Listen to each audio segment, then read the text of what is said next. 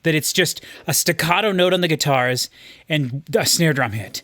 Well, I mean, if you think about that too, like in my experience, Lars is still the only person ever who silences his cymbals. And Yep. that fits right in with that style where it's like they're looking for that staccato, you know, hit it and Yes. stop. And 100%. yeah, and I think that, I mean, yeah, that is very true. Like something that I've always really appreciated about Metallica is how often they use space. Yes. Like when they're And- not playing. Yeah, where they just leave a gap and you have nothing but nothing. Like it just sits there. Like in Sad But True is the best example. Right. Where they really let that space sit there and wait, like a whole measure. And I think this is, I mean, yeah. the way But they we're use talking on an space is- even more macro level than that, though, or micro level Yeah. than that. You know, we're talking about Micro, within riffs, just simply like leaving space in riffs. Just mainly with the drums. Because if the drums were still going along, the guitar could still do that pattern. And more likely than there's not, so they much do. punctuation. Exactly, the punctuation and the fast transient and the staccato notes. That is just so Metallica at the beginning of a song and transitions into the next part of a song. Yeah. You know, they don't really have. I guess they do have a couple songs where like the hook of the song is where they do the like da da da da da. Master Puppets, where I mean, they it's in the chorus. Yeah, right. Master. That's a great point. Yep. And so with Blackened as well. Blackened. So, great point. That was the thing that stuck out to me there. I did not like that song as much as the first one. Sure. I did think it meandered a little bit. That was where I really noticed this time signature thing, especially at the beginning. And I don't notice time signature changes. I'm just kind of a ding dong, and I just go along with the music, unless it's so jarring, which I think sometimes music is written and meant to be jarring. So unless it's so jarring, usually I don't notice it. But I noticed it here because I'm trying to pay attention. And then the drastic tempo shift for a little while, which I don't necessarily know if that section was necessary at all in the song. One other thing I do want to say, though, is that Metallica does a really good job. You know, they'll have a riff at the beginning of the song that kind of sounds like the signature riff of the guitar of the song. You know, it's like, in this case, it was that da da da da da da da da part. You know what I'm talking about? And so, like, they did that at the beginning of the song, and I don't remember exactly, but they probably did it after the first chorus for, like, maybe a measure or something, brought it back a little bit. And then the song goes for so long that at the end of the song, when they bring that specific riff back, it feels like you're coming home. It's what I always talk about why a band should do the chorus again at the end of a song. You should feel like you've gone on a journey. You know, the song has taken you on a journey, and now you're back home, ready to go to rest. You're ready to rest and wake up the next morning for the next track. And they do a good job with returning to the sort of catchier riffs that you remember just enough, even if it's the first time you heard the song, that it feels familiar when you get to the end of the song. Yeah, because sometimes you'll take so long to get back there and they won't touch it the whole time. They'll go through the beginning, you'll get that cool riff, and then the whole song's going to be different. And then at the end, you'll get it right again for the first time since the beginning, and it does the bookends really well. And to me, I really appreciate that, because I have noticed throughout my adult life that I really tend to gravitate towards music that has melodic leads in it. And almost all of the synth music that I like, the electronic music that I like, has this in it a lot. But to me, Depeche Mode is the most obvious example. All their music from the 80s, the way that they would structure their songs is, and actually Gorillaz is a good example of this as well, because, and we've talked about this, the idea of having a chorus as a refrain instead of a chorus. But I like it when a song starts, like Depeche Mode, for example. What would be a song everyone would know? None. No. Oh, no. Bum ba da dun da dun da da da da da bum da da dun da. Oh, that's them? Yep. Personal Jesus. Interesting. Right? So that Oh, song sure. starts, and you hear bum da da da da dum ba da da da da, right? And then they go for the verse and the chorus, and then that part plays again. And that's like the lead part of the song. That's like the most important part of the song. And it comes back in the middle of the song and then at the end of the song, and it's a lead melody, right? A lead melody. They did that on so many of their songs. one of my favorite songs of theirs is Question of Time. Da da da da da da da da da da da da da da da. Like the song starts and it's just a synth doing this cool like da da da da da da da da da da da da da da, and then there's a verse and then a chorus. And then after the chorus, it transitions back into the da da da da da da da, and it's like it's taking the place of the vocals, but it's the most catchy part of the song. It's the most gratifying part of the song, and it keeps coming back throughout the song. And I really, really like when bands do that. I gravitate towards bands that do that a lot. Almost all of my favorite bands do that in a lot of their music. And I'm noticing that Metallica does that in certain ways with some of their more, with some of their riffs. I just kept talking. I was just saying that a lot of the bands that I like, I've noticed, do that within their songs. They have a lead melody, and that's like sort of the core of the song. That's like the best part of the song. And I'm noticing that Metallica is doing that with what I just mentioned, them coming back to that guitar riff from the beginning again, and it makes it feel almost like you're coming back home. They do that a lot, and I really enjoy that.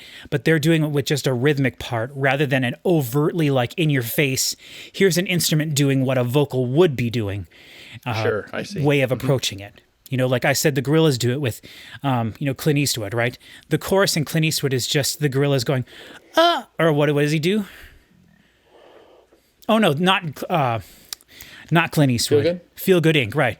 When he just goes, feel good, do do do do do, feel good, right? It's the combination of the feel good and then that. I think it's actually a guitar part, not a bass part, but no, that's a really great. I really like that breakdown. Right. Just the fact that the chorus of that song is so much just the musical repetition. Right, but there is also a chorus too, where Noodle sings where 2D sings "Windmill, windmill for the land, time forever." Yeah, that's true. So, but even though that's the chorus, the most memorable and best part is the don't do do do do, and like Damon Albarn has done that throughout his whole career. He does that all the time. So, my reason for bringing it up is that I think Metallica does that to a certain extent with riffs, and I'm starting to enjoy that aspect of them the more I listen to them.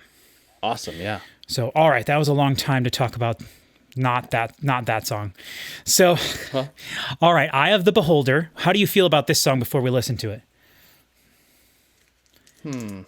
Is this one of your favorites? I would say this is one of the songs that I wouldn't go so far as to say I forget about it. Okay. But it is, it's a sleeper, I think. Okay. Where it's like, I guess forget about it is the right word, but I wouldn't call it forgettable.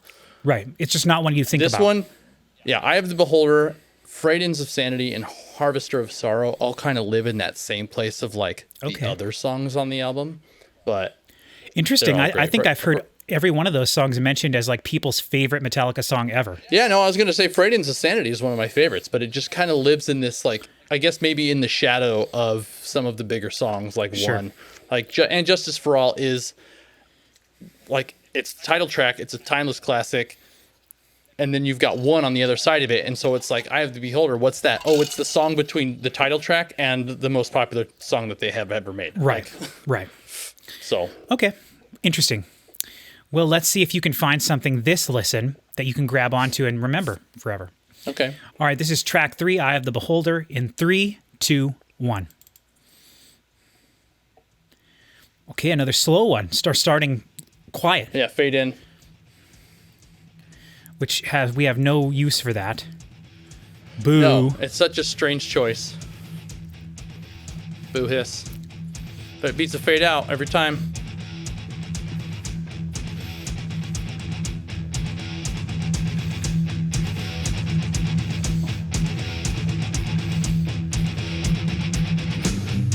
I would be interested to cut this in a way where it just starts on. Sure. How would you start this if you didn't fade it in, and how would it sound? Yeah.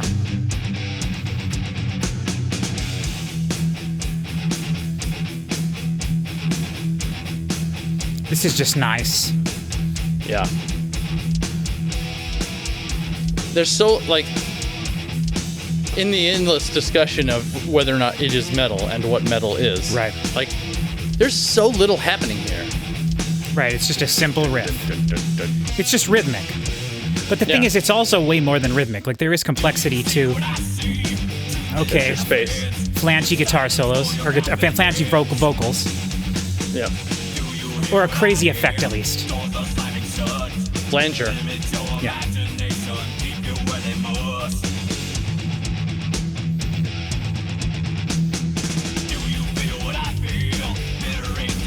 More double bass. That's 3 songs in a row.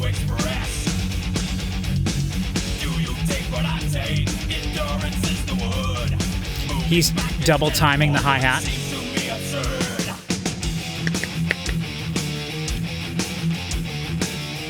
Still.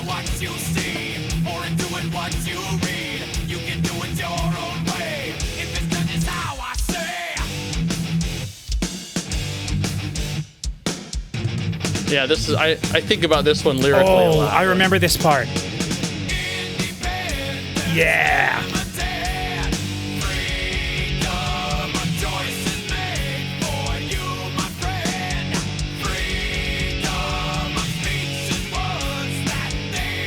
The guitar is just doing simple, holding out chords actually rather than being rhythmic.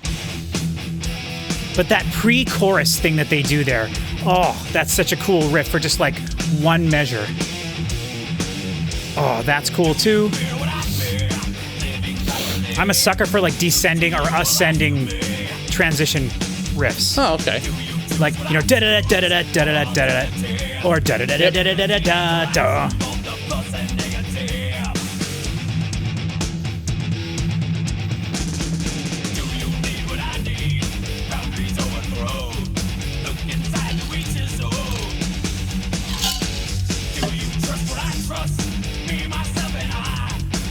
I'm sorry if anyone gets annoyed with me that I've been drinking like every minute. But I was so thirsty when we started this video. I should have drank a bunch of cares, water it's fine. beforehand. I know no one cares. I'll care when I'm editing the video because I'll have to drink a bunch of water while I'm watching myself drink. It happens every time. This part right there. Da-da-dun, da-da-dun, da-da-dun, da-da-dun. That's so cool.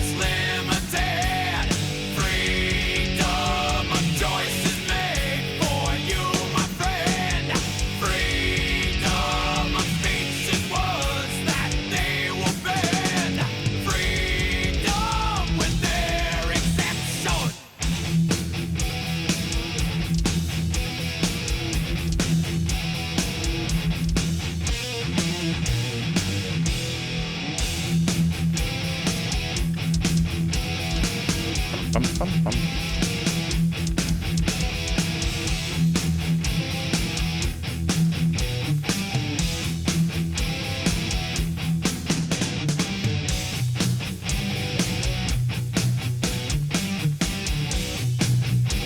Key change?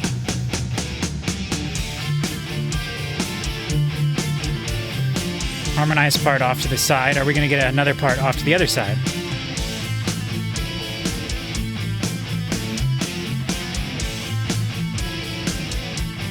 Yeah, the rhythm is still just so present both sides evenly, and that solo's kind of happening further away. Yeah, It's like, there's who's reverb playing on it. this? And it's actually got a room mic over on the other side as well. So you could hear a little bit of one of those guitars.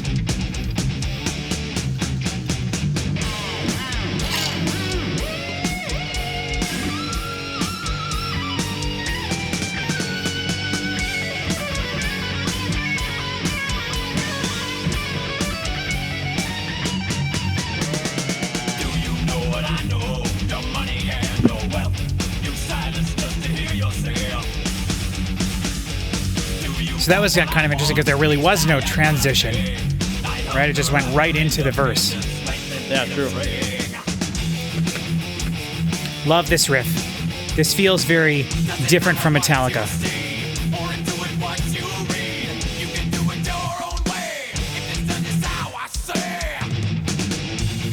There we go. Love it.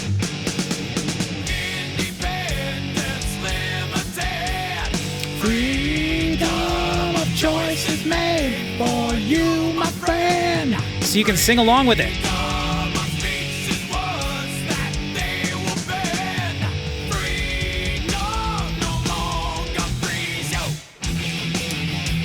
Oh, that switch is so cool. This to me feels like such a different metal band other than Metallica. For just a little bit.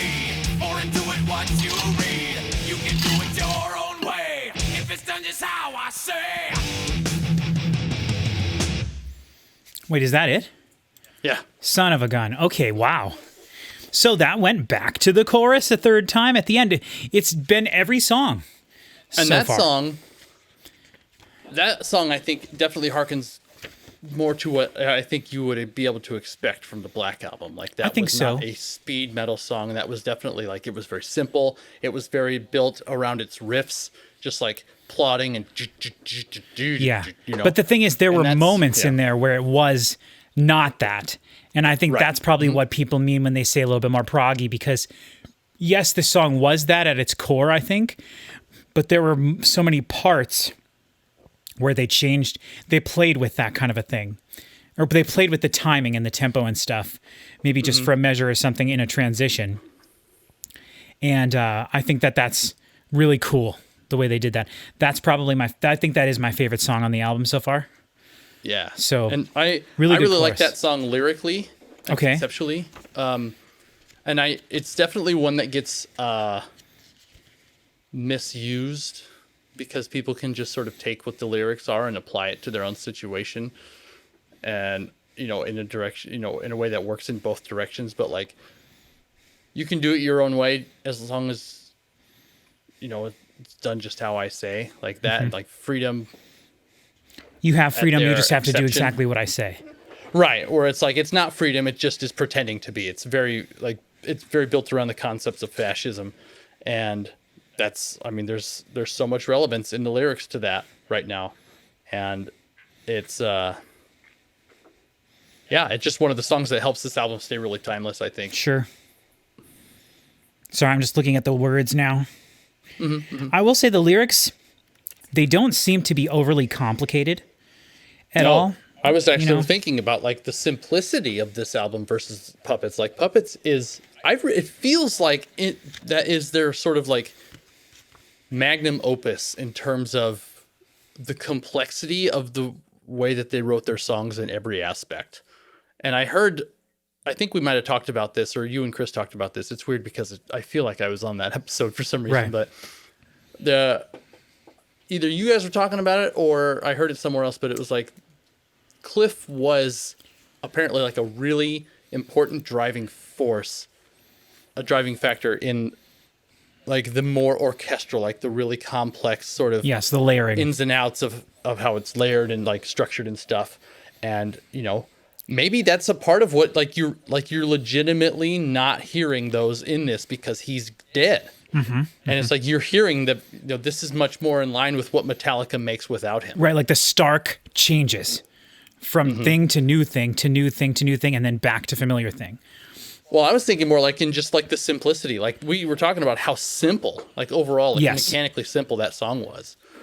And I think like for the most part, this really just feels so stripped down compared to Puppets in general. Yeah, I guess. It's really interesting. I just listened to Master of Puppets the other day, and that was when I texted you and I was like, hey, do you want to do the Justice thing? I feel like I'm really in the early Metallica mood. And I think what I meant by that, because after I texted that to you, I was like, what did I really mean by that?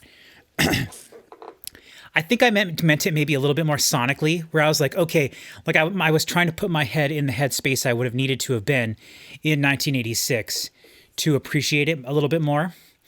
And I also think that I also feel like there's something a little weird about the guitars on that album. I think that there's like a weird frequency in the guitars that needs to be EQ'd out, like a spiked frequency. It makes it feel almost like there's some sort of like a radio frequency or something in there. And I say that as a person that likes to have all those crispy frequencies in the guitars always. And that's when, since I heard a master for the first time, I was really surprised at how it sounded because of that. Now, I do think we need to talk about, just very quickly, the idea of listening to an album and having your ears adjust to the sound of the album. Because I cannot tell you the number of times I've put on an album and I've listened to the first track and I go, I don't like the way that this sounds. But then by track 3, I'm fine with it. Like the mix is no longer, there's no issue. I'm fine with it.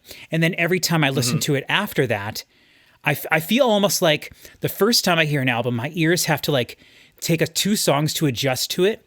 And then my brain takes like a snapshot of how I feel about the way it sounds and just like puts it in a filing cabinet. And then the next time I go listen to it, it loads that up real quick and I'm fine with it. You know what I mean? And that has happened to me with so many, especially symphonic metal albums, because I could talk all day and have done in the past about the complexity of mixing a symphonic metal album, right? Not only is metal complex, not only is classical music complex, not only are those two things completely juxtaposed of one another, but trying to put them together is so hard. And I have put on so many symphonic metal albums. Track 1, I'm just like, oh, this is a mess. This sounds terrible. But then by track 2, track 3, I'm like, okay, my ears have adjusted. They're no longer being pounding by the frequencies that are overlapping and the muddiness. They've kind of adjusted themselves to hear the album as good as they can. And that is a real thing. Like that is a legit real thing. And so when we're listening to this album, if we were listening to it all the way through, I'll bet we'd like the way it sounds even more, you know, without stopping. I'll bet we'd like the way it sounds even more because it would be uniform from song to song, you know? And so if we listen to the half of it and then all of a sudden we just switch to another album, it would be so jarring. I think it would be. Like if we went from this to Hardwired would sound like it was missing lots of high frequencies. Interesting. You know, and it would sound muddy. Probably even more than this, which we just discussed, the muddiness. But the muddiness is essential here to the overall sound. Whereas because there's so little, there's nothing to fight with. Without the muddiness, it's missing an element. For sure. And so that's just interesting to think about. I just wanted to throw that out there to people, like the idea of your ear adjusting itself to appreciate and better listen to an album as you're listening to it all the way through. All right, let's just listen to one. All right, hold on. I gotta pee real quick. Okay, you do that. While Chris is gone, I just want to emphasize that we already just very recently, the last video we uploaded on my channel was a video of Chris and I listening to one and breaking down the song so that we could do a whole video based on just that one song. So we probably won't talk about it very much here, but we did decide we're going to listen to it. We'll probably just move right on to the next song after it. We might talk about it a little bit, but we have a whole video on my channel based just on this one song. If you're unfamiliar, the joke here has been that one is, in my opinion, the worst Metallica song, and I definitely don't think it's the worst song anymore, but I definitely think it's the most overrated song of theirs by a wide margin. So all right, Chris, you ready for one? Yes. It's a shame that you think that because it's still not true. Well, hey, let's see if it can change my mind. All right, one in 3, 2, 1.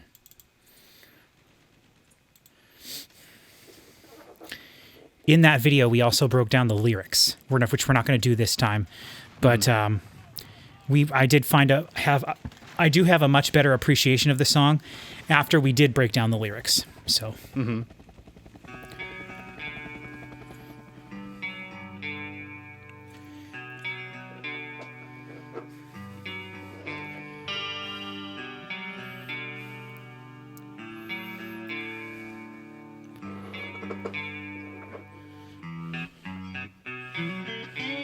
I will say, Chris, earlier today I was flipping around on TV and on Access TV, which is kind of like a music channel where they have documentaries. Oh, yeah. They had S&M 2 on. And I was like, I shouldn't watch this, but I clicked on it just to see what was happening. And Lars was playing snare drum with some guy in the orchestra. And they were just, I don't know, for like 5 minutes, they were just hitting a snare drum a bunch of times while the strings were kind of like building. And then they went into a song and they were playing for like 5 minutes and I had no clue what the song was. And then all of a sudden, One started to play. And I was like, oh, nice. One. And so then I shut it off. But like, it was like 10 minutes of audio before they got to a discernible part of the song. That's well, because sometimes they'll do like, which I know play enough around with about. like riffs and preambles and stuff where it's like they'll use that to lead into a thing. But yeah, I know enough about live music, and especially when you have an orchestra with you, there's going to be lots of embellishments. It's interesting that One's on S&M 2 because it's in S&M 1 and I didn't think they had any overlap. We've had comments saying, Chris, that you're just straight up wrong about that. That there are a bunch of songs that are totally like. I'll allow it because I've only listened to S&M 2 once, so Yeah. I'm happy to be wrong about that. Yeah. So to me, this is the most obvious, like, going into the Black Album, right? Interesting. I mean, this is Nothing Else Matters. This is any of the songs that don't have distorted guitar. And then the chorus builds up and it's the Unforgiven, where the guitars come in and it's heavy. Well, actually, that's the opposite. The Unforgiven is heavy verse, clean chorus. This is clean verse, clean chorus, or heavy chorus. I mean, it's also like acoustic guitars, you know. So this is just Black Album all over the place, in my opinion. Interesting.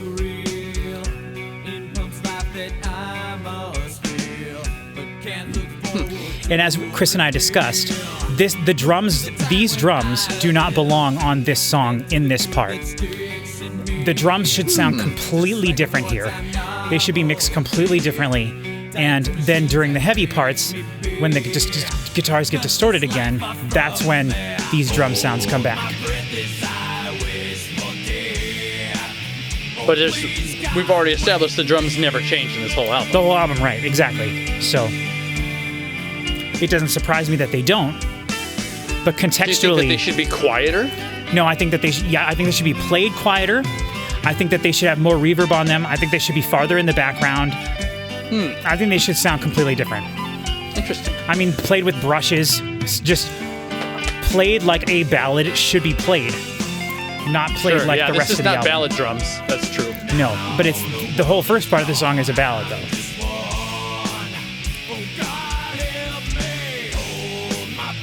And as I've stated before, I hate his vocals in the chorus here.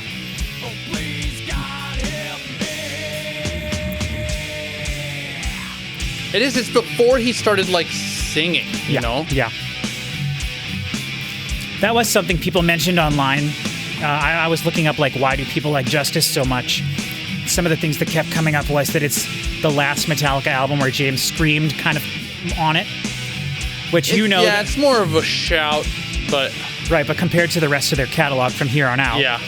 And you know that I've said that I think the only time he was actually screaming was Kill 'Em All. Okay, here we go.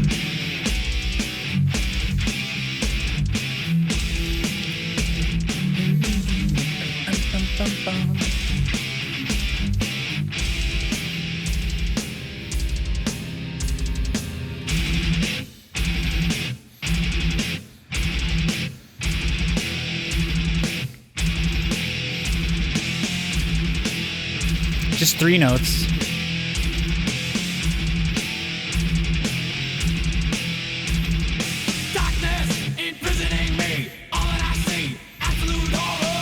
Now, Metallica doesn't do riffs like this. This is like a modern metal band riff. But it's also a little bit more accessible because, like I said, there's not much deviation. It's this just 3 notes.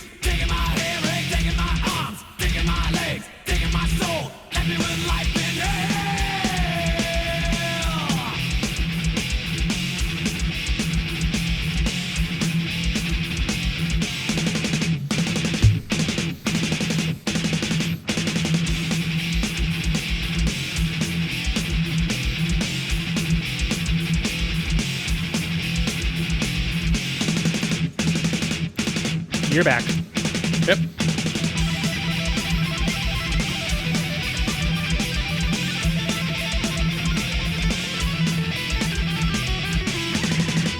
tapping solo.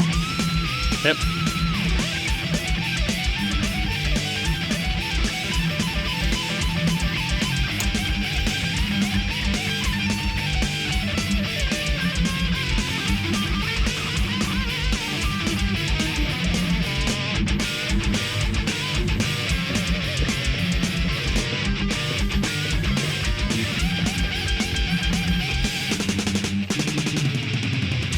Oh, that's cool.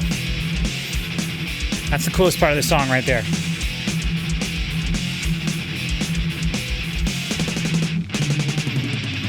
Yep.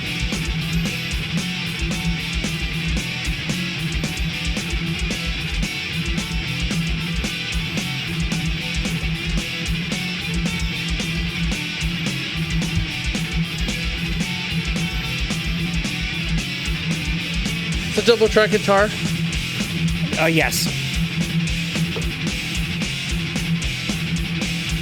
Which is impressive.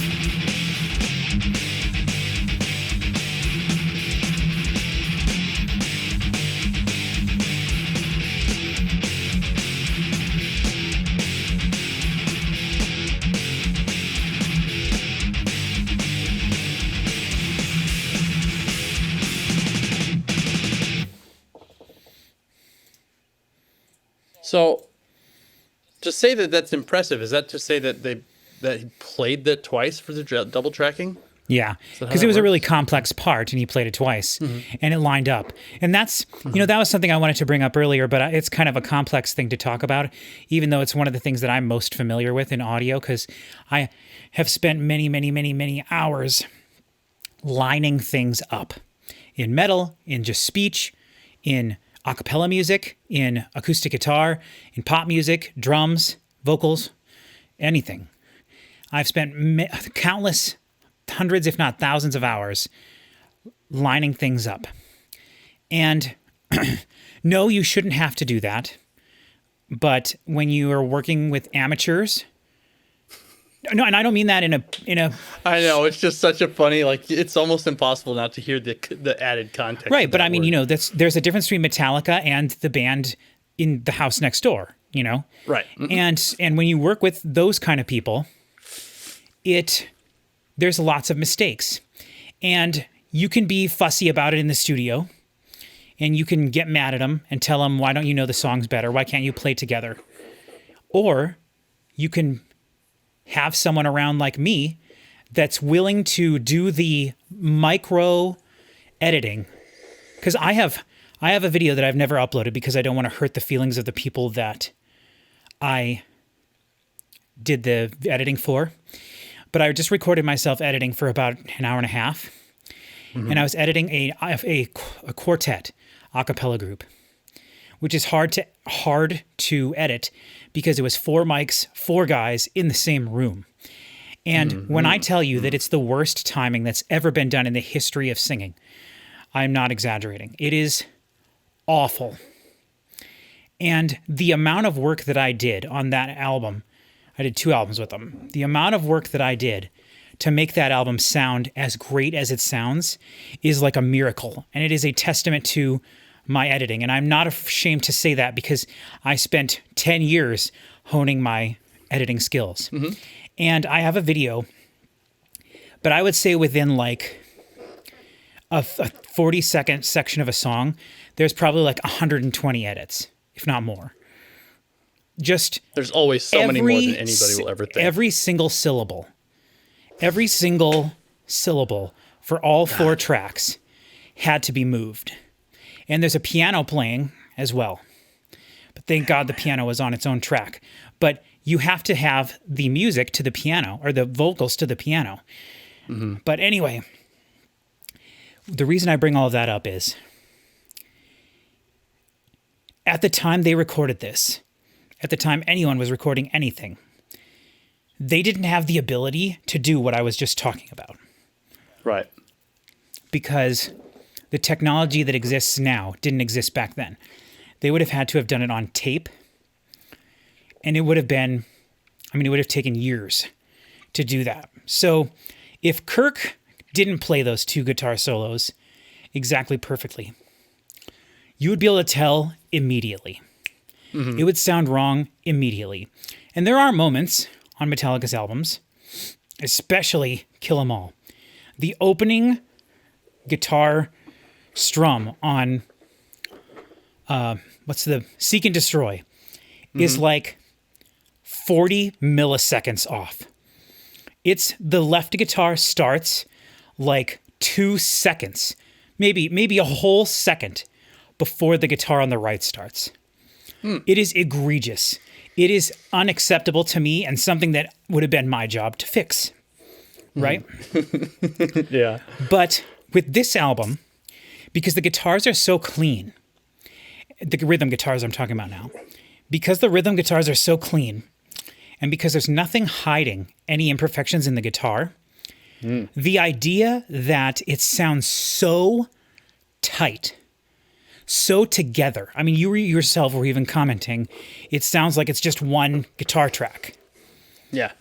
The idea that it's like that across 65 minutes, however long this is masterful.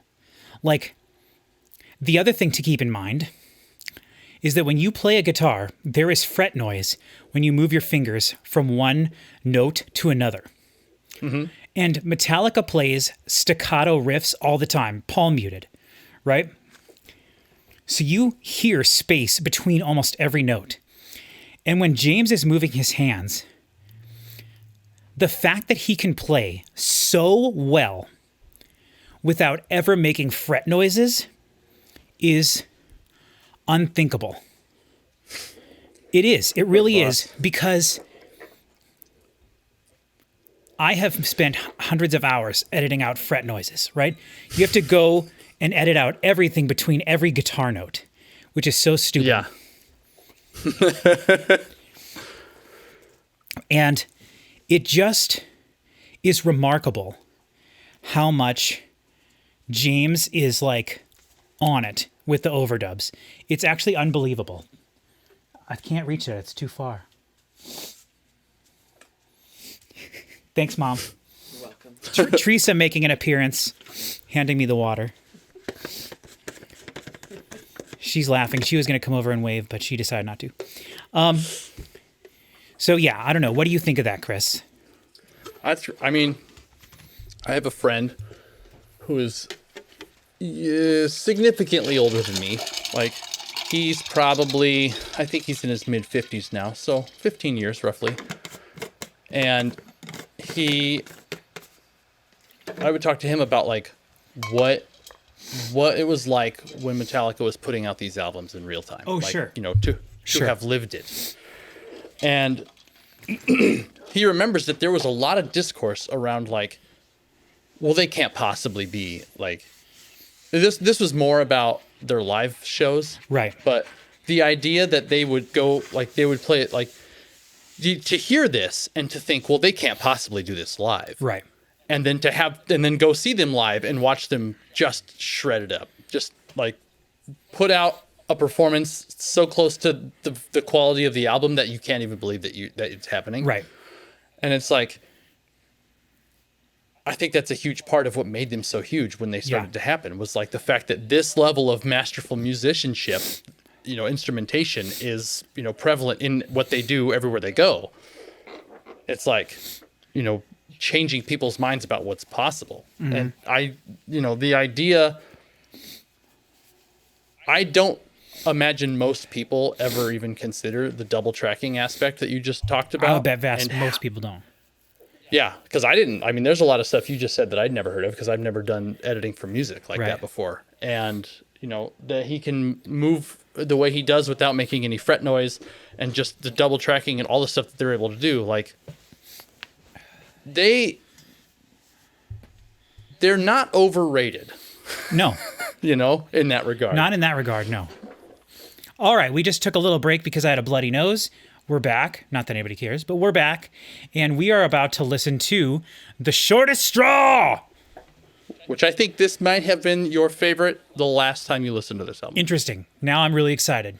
And it's only 6.5 minutes, so there we go.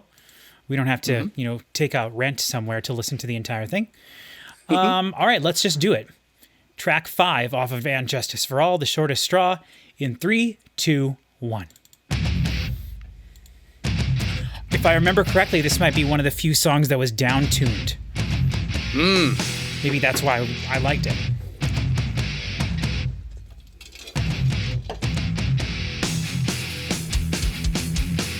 There's that same double time on the hi-hat. And it's open hi-hat, too. Usually he has it a little bit closed.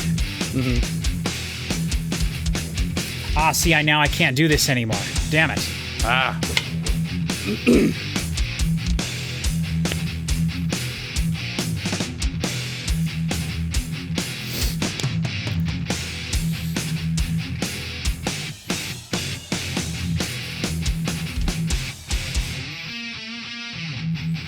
See, he did the cymbal silence. See, this is there just for the one first take time. of guitar with multiple microphones spread wide. And now it's on both sides. Yes, but I'm willing to bet that there's that same track is still in there on the other side, just lowered, and then the guitar that's over there, the rhythm guitar that's over there, part of that is over on the other side. That's called the crosspan delay effect, which is usually a mastering technique, but you can use it to thicken things in mixes just any time. And I'm pretty sure that's how all Metallica stuff is done. I missed most of what you said, but That's all right. I'm sorry. sorry. I forgot to plug in the LAN. No, just because my music was too loud. Double bass.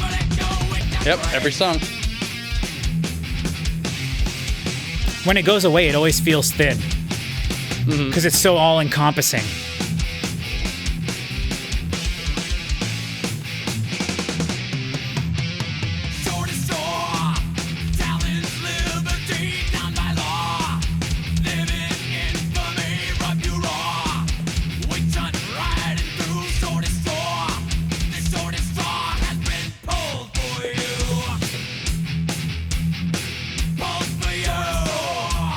Interesting.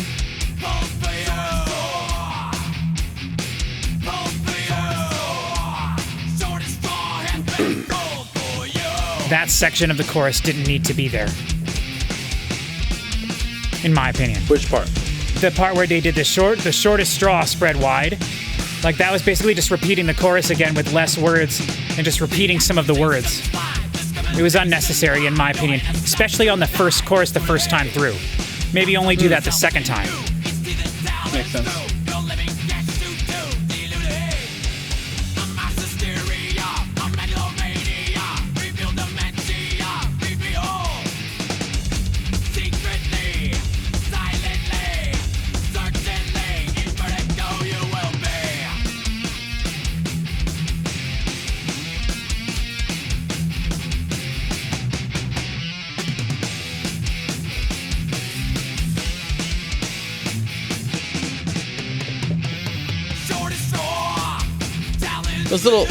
That little snare, it felt really soft and kind of sloppy there a little bit. I think they almost did like a little bit of a retardando there, though. Like it slowed down just slightly.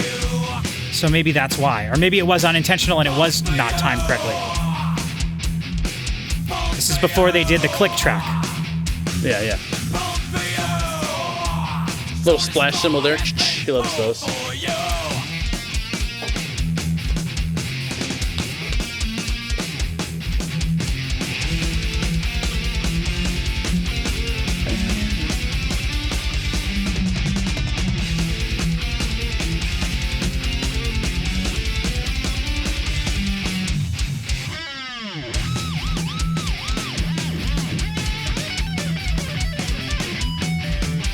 Love it.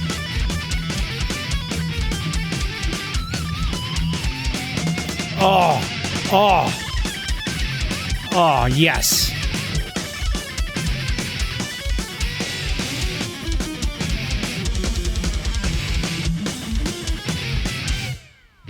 Oh.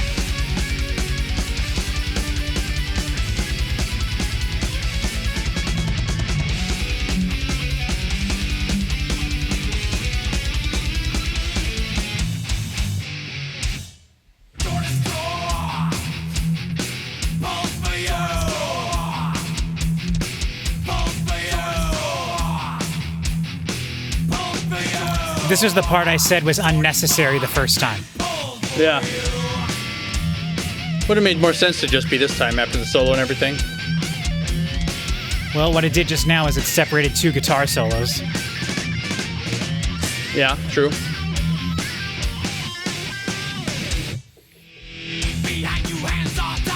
Love that.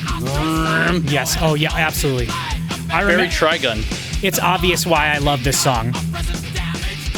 I think.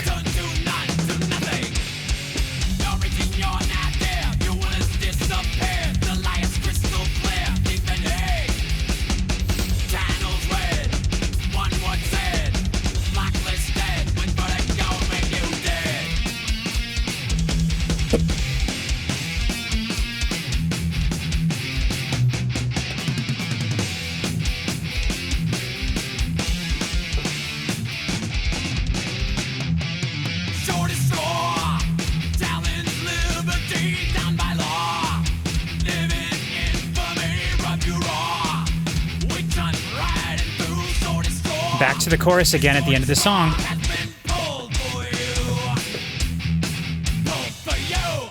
Yep. Oh. They got me. I thought that was it. You know how much they love the false ending. Oh, yeah.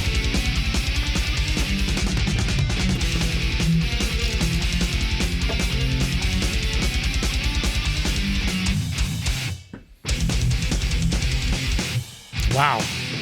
That last little bit there was like the heaviest thing we've heard on this album. Okay, yes, I did like that song a lot. I do think it was definitely overly long. That part where they do the wide, shortest straw, pulled for you, shortest straw. Like, I think that section could have been taken out of the song, the first chorus, and then put in there the second chorus, and then it was cool that they did the first guitar solo section, then they did that section again, then they went into another half length guitar solo, then they went back into a verse, and then they ended the song with the chorus again. So it's really interesting. All the songs so far have stuck to mostly ABA structuring with a large C section in the middle, and which is funny to say. But then it is interesting. I think that that was the first song where I felt like there was a clear part that could have maybe been taken out. It's hard. Oh, sure. And usually it's hard in Metallica songs to say that because the parts you would be taking out would be a part that maybe only appears in the song at that moment. You know what I mean? Like when they're just riffing and riffing, it's the riff salad we talk about all the time.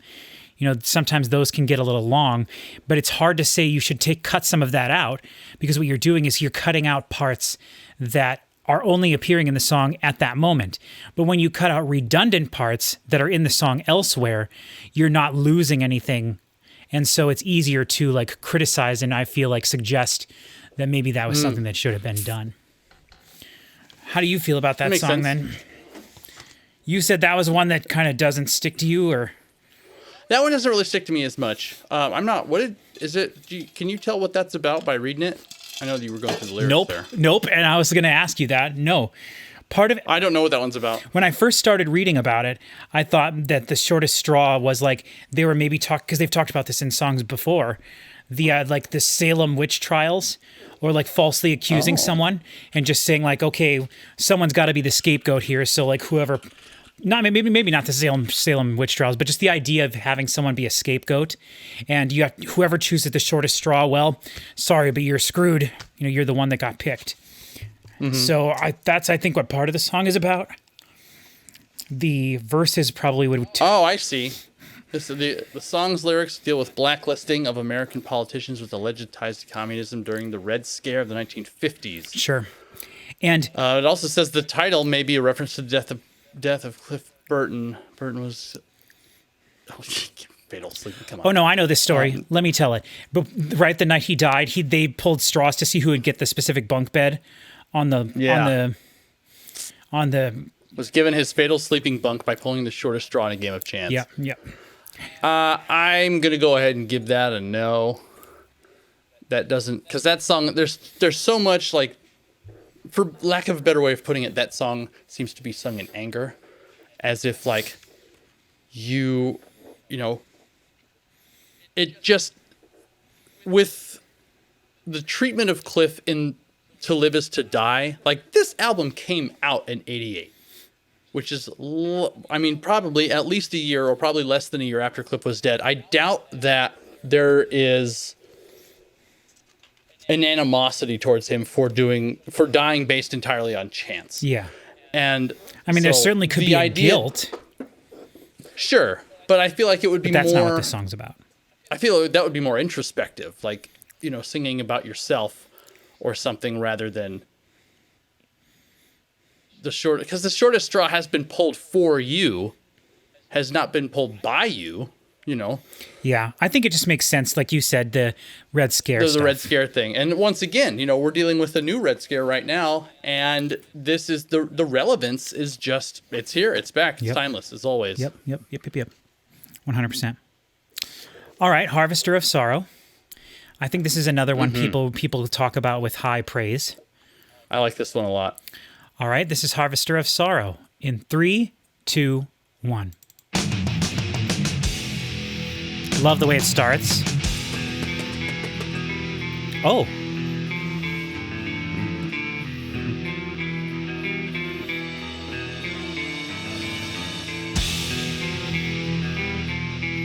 When I was learning to play guitar briefly in high school, this album, I did a lot of stuff on this album. Sure.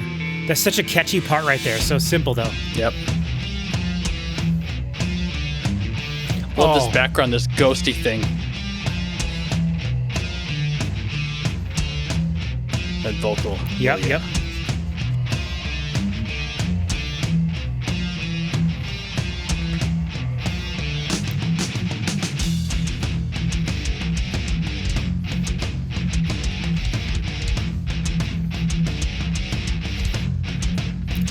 More toms. The toms don't sound very wide, though. Oh, wait, there we go. Tom on the far. Far left. Like a low tom. Floor tom. I don't like this sound when there's no cymbals. Me personally. Like this sort of tribal sound. And then right into it. Again, he's doing the double time on the hi-hat. Nowadays, he would just... Yeah, true. I feel like it gives it so much more energy. It's almost like a false freneticism where it's Yes, like if you it do definitely the makes double the song time, feel faster. Yeah.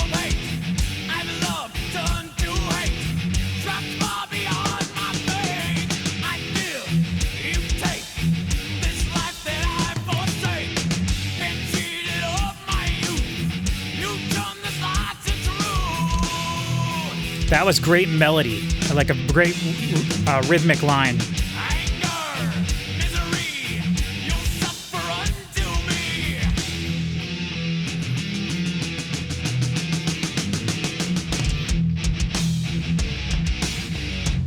This song's gotta be down-tuned.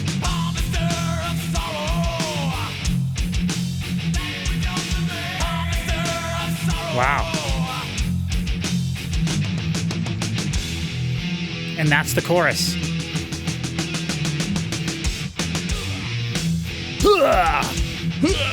I wonder if that was Jason. I don't think I've heard that before. I mean, I never noticed it, but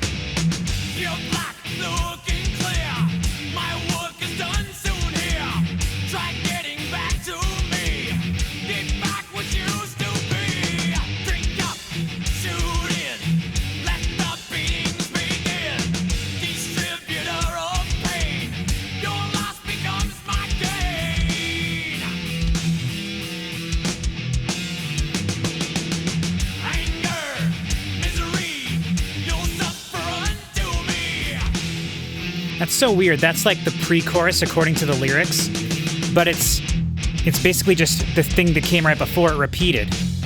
It's interesting.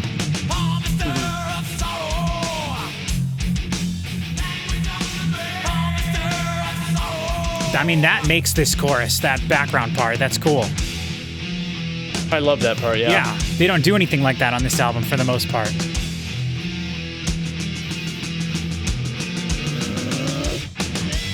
That was interesting.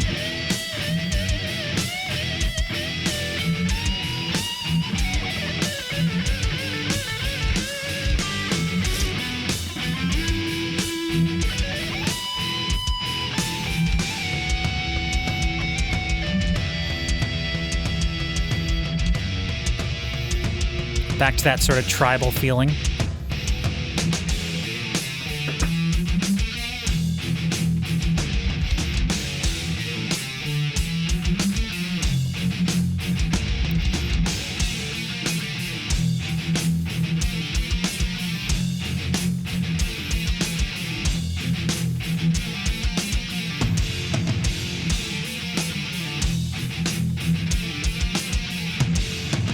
Those toms feel so massive. Mm-hmm. Did you like that part? That guitar part where it wasn't a solo, but it was like an individual part. Yeah. No, just that whole riff. The reason I ask is because one of the things that really surprised me when we were doing Hardwired was Chris said that he would rather have, in every case, he would rather have a cool guitar part as opposed to a guitar solo over generic guitar part. And you agreed with him. You said, I would always rather have a cool guitar part as well. And that's what they were just doing there. Like, they had a cool guitar part that could have had a solo over it, but instead it was just a complex guitar part. But it was only for like 8 measures. I wish I hadn't been distracted the whole time. That's all right. Important piece was happening. We've been recording for 2.5 hours, so I understand. See, I thought that was going to fade out because it was playing that riff from the beginning under it. So it was doing like the normal thing, and then that, and I thought that was going to kind of build up, and then they would both fall away. But then I was like, wait a minute, I know what the end of this is, and I thought, well, am I just thinking of that because of the way they ended it when they played it live? Well, they can't fade it out live. Exactly. So yeah. But here we are. It did not fade out. Yeah. That song, the coolest part in there is the middle line of the chorus, which the chorus, according to the booklet, is 3 lines: Harvester of sorrow, language of the mad, harvester of sorrow. Well, it's actually anger, misery, you will suffer unto me. And then harvester of sorrow, language of the mad, harvester of sorrow. That language of the mad in the background. Mm-hmm. Really cool. Very really cool. cool. Yeah, very Jason does reverby. that when they do it live. That's awesome. So, I think that's the coolest part of that song. Other than that, I would say that song might be a smidgety boring, but I think maybe I'm just getting fatigued. This is definitely the longest thing I've done since I've been getting a little bit sicker. So I'm getting a little tired. But I was going to say earlier something that has been true on every album, at least in terms of up to this point. Maybe not so much true on Kill 'Em All, but definitely Lightning and Puppets is like you got your. Like in the bridge in Master of Puppets, when it's like, the really like it brings down, and then you just get the chuggy, like really heavy low stuff, and it happens on a couple of songs in Lightning as well, like Creeping Death for big time, and I think For Whom the Bell Tolls also. And I was like, that hasn't happened in this album yet. It kind of did with one, but that was still faster. That I'm talking about they bring it way down and then just like the heavy moment. Yeah, the heavy almost stuff, like a breakdown. Really heavy stuff. Yeah. And this was the closest that we've been so far, just by virtue of the way that it's tuned. Like, it's just such a slog of a song, right, the whole time. Exactly, and I think you hit the nail on the head there. I think that this is one of the songs that is detuned. And it might only be a half step down, but I feel like we really notice that when it's the case. And people can tell us in the comments, because I know whenever... Nothing else is this low in this album. Yeah. Yep. I thought the song right before the next song. I thought the song before this was detuned, and I think I'm wrong now. I think it was that Shortest Straw was not, but Harvester of Sorrow was. So, all right. Dive in. The Frayed Ends of Sanity, which is such a cool song title. It is. I don't know if we want to mention that really quick. Like, I think they have just such cool song titles on this album. They so do. More than any of them. Eye of the Beholder. Like even these, Eye of the Beholder, Harvester of Sorrow, Frayed Ends of Sanity, they do have, there's something about the 3 of those songs together that really just makes, they feel so similar to each other. They feel like they're in a little mini group of their own. Oh, I had a question. Sorry, I had a question. And I don't think you're going to know this either, probably. But on Back to Shortest Straw, one of the lines is, you mate Behind you, hands are tied. You're being ostracized. Your hell is multiplied. Upending. The fallout has begun. Oppressive damage done. Your many turn to none, to nothing. You're reaching your nadir. Your will has disappeared. The lie is crystal clear, defending. So saying that out loud, what badass rhythm, right? But you're reaching your nadir. What is a nadir? Let's find out. Yeah, go ahead and do that research, because I'm like, what is that? The lowest point in the fortunes of a person. Interesting. So the bottom of the barrel. You've reached your lowest point. That's interesting. There's a word for that. I didn't know that. The nadir is the direction pointing directly below a particular location. That is, it is one of two vertical directions at a specified location, orthogonal to a horizontal flat surface. And it is the opposite of a zenith. Oh, okay. Very interesting. Mm-hmm. I like that. I'm glad I asked. So yeah, $10 words from Mr. Headfield. Nadir. Mm-hmm. All right, on to the frayed ends of sanity. You ready? I am. In 3, 2, 1.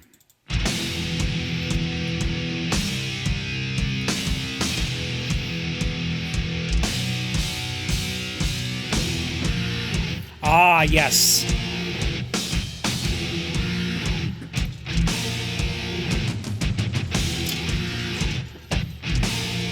Did they ever get sued by Wizard of Oz for this?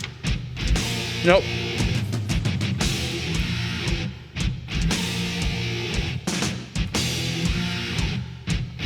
Apparently those characters that do this chant in the movie are called Winkies. Interesting.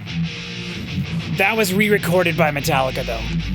Like, that wasn't a sample from the movie. If for no other reason, then the movie was mono. It says in the... Or no, the movie was stereo. On the wiki, it was the first movie to ever be in stereo. It says on the wiki, the song intro includes a sound sample of Winky chant from the movie. So either that's actually a sample, or that's just how they presented it on the wiki. Could be, I guess. This is a really good example of James Hetfield starts in the middle of a verse when he starts the verse. The guitars just feel so heavy here. Sometimes I really think his vocals are just way low. Yeah. Interesting. That's the second time he's mentioned dementia, or several times. Oh, really? Yes. Okay, this is the chorus.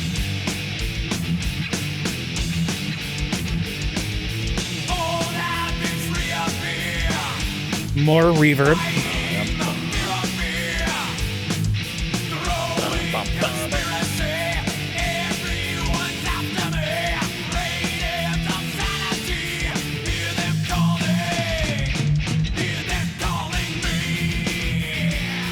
Learning what Shortest Straw was about, I feel like this fits thematically about the idea of being hunted everywhere you go and losing your mind. Yeah.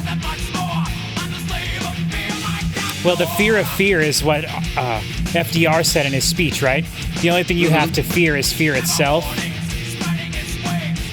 And that's a perfect way of describing Red Scares, too. Oh, absolutely. That's awesome. And I love that. Mm-hmm.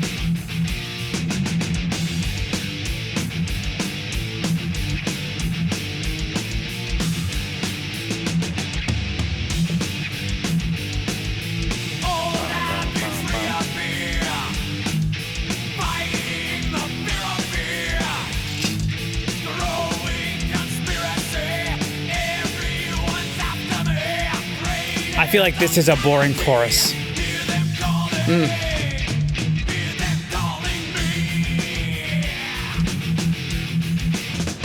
I don't know, maybe not.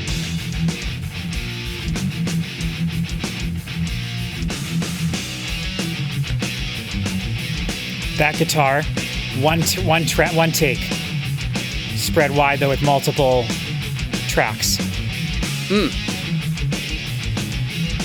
Sounds enormous. Yes, it does. It's everything.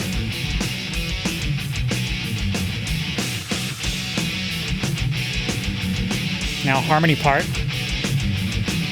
Double track harmony? Yeah. Yeah, because there's still like a...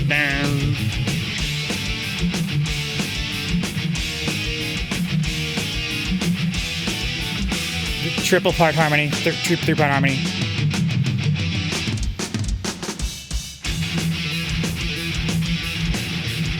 Oh. I remember this.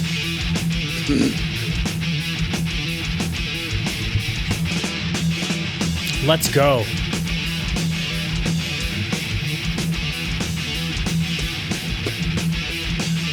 Oh, dude, those harmonies are choice.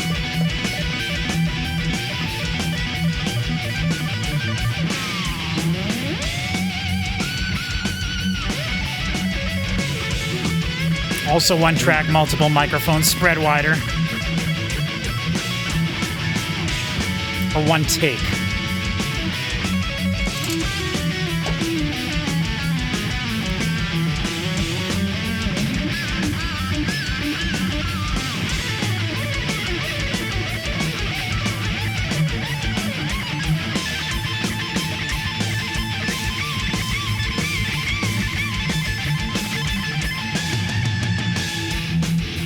Incredible. I love that whole section. Mm-hmm.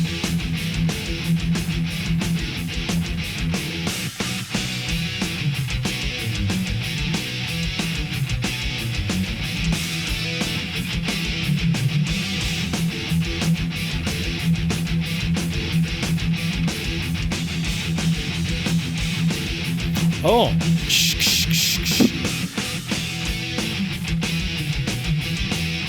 Lars really uses that hi-hat all the time. Yes, it does. The crash cymbals are only for emphasis.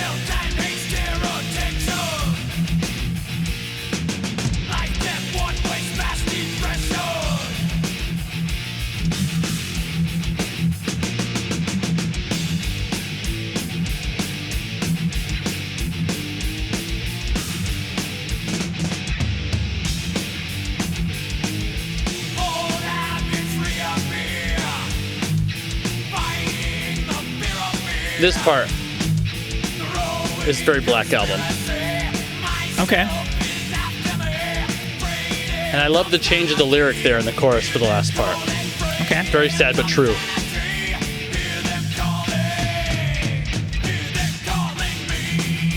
That's a good call out. The lyrics are different there. And it's like it's a revelation. Like it turns the lyrics into a story where at the end he's like realized that he's losing his mind and it's his own. It's just like after himself. That's basically. true.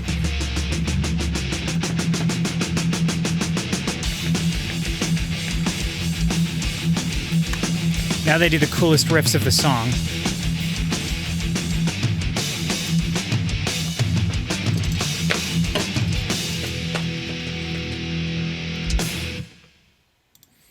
Okay. Interesting. Yes. I want to bring up in the lyrics the last time before it does that chorus part when they do the multiple vocal part. Mm-hmm. Right? So the first time he goes, twisting under schizophrenia, falling deep into dementia. Mm-hmm. The second time he goes, loss of interest, question, wonder, waves of fear, they pull me under. Right? But then the last time, it's just single words it listed. And the first word is height, which is interesting to me. So he says height, hell, time, haste, terror, tension, life, death, want, waste, mass depression. Interesting. So I'm thinking height probably is referencing being afraid of heights, maybe creating anxiety, being up high or something like that. I'm not sure. I can't think of immediately what that would be about. I thought that was kind of an interesting, I don't know. Yeah, and that's really cool. I didn't recognize that it was just the single words listed in the last part. Yeah, it's just single words. Because that's also the discovery, you know, and or at least in terms of the chorus, like that's when he says, "Myself is after me." Correct. Yes. So the first and second time he says, or the first time he says, "Fighting the fear of fear, growing conspiracy, everyone's after me." Mm-hmm. The second time he says, "Fighting the fear of fear, growing conspiracy, everyone's after me." Then he says, "Fighting the fear of fear, growing conspiracy, myself is after me." Mm-hmm. Exactly. Great call. So it seems... I always like that about that. Yeah, it seems obvious to me that this song is just about someone who's had mental issues and they're like sinking back into it again. Yeah, it says here, it's this, who's becoming increasingly paranoid and therefore on the brink of losing his mind. Yep, sure. Sure, that too. All right, to live is to die. Now we got to suffer through this crap. Let's just get it over with. Ready? Of their instrumentals, this one, I don't know. Go ahead. I just listened to Orion the other day for the first time, like without talking over the whole thing. Yeah. It's pretty good. Okay, good. Let's do it. It was pretty good. Yep. There were some cool bass parts. Lasted too long and was stupid, but pretty good. All right, in 3, 2, 1.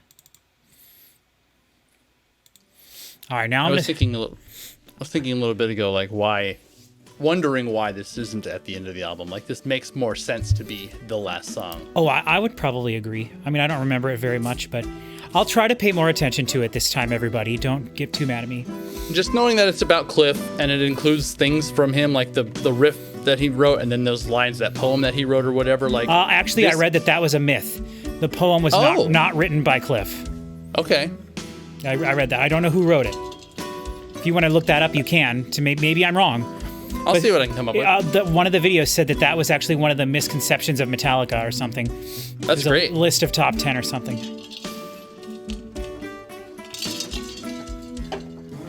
So this is an example of how the drums could have sounded on those quiet parts in like One and stuff.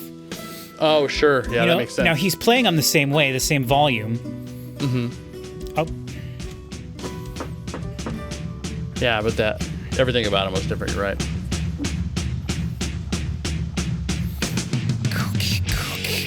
Interesting.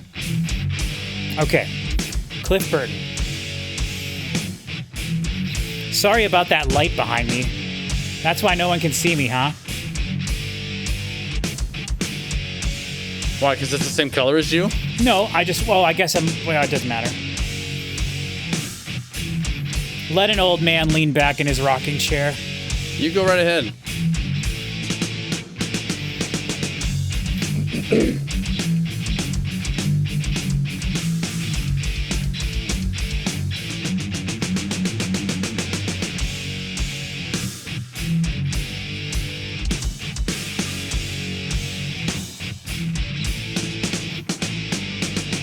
They were written by German poet Paul Gerhardt and popularized in the 1981 film Excalibur.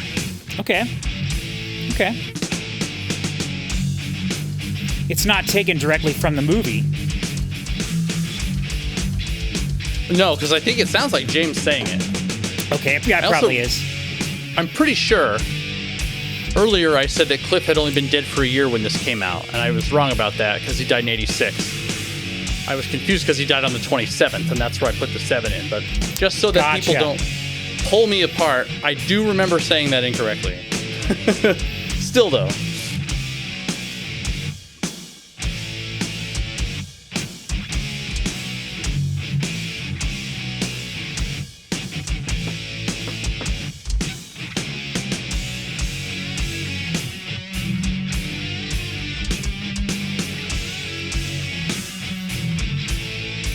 Interesting. It says, all lyrics by Hetfield except To Live Is To Die by Burton. Interesting. So I wonder if maybe at the time they didn't even know that that's where he got the quote from.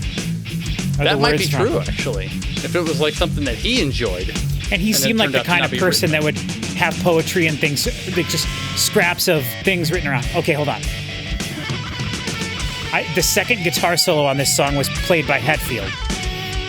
I don't know when we're going to get to that.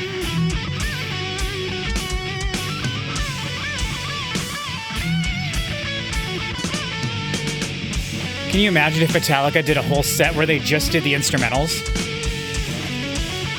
No, thank you.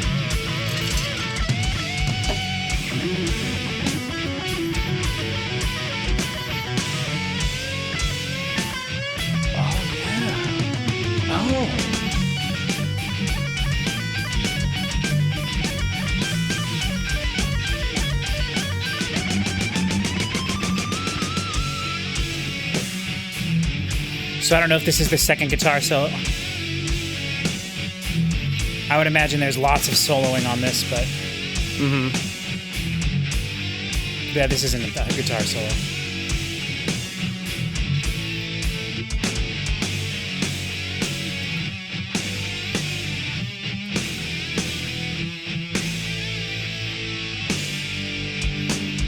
I think it is. This part here, probably. Yes. This is my favorite part of this song. Yeah, there you go.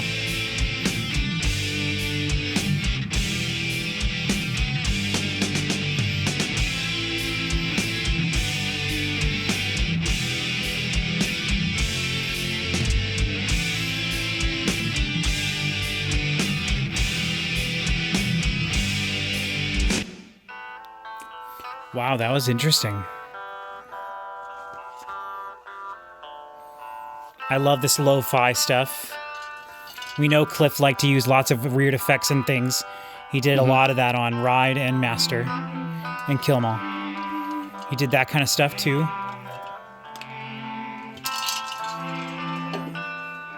So, didn't we determine that that's probably like volume knob? And it's 2 tracks too because it's harmonized. Yeah, very cool. Yes, it is very cool.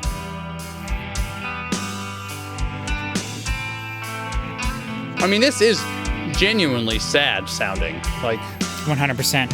It's gorgeous.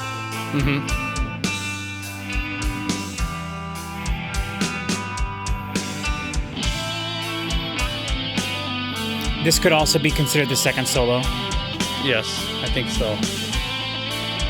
It says, yeah, it says on the wiki, during the slower middle point. That's this, yeah. So there's gotta be this, yeah.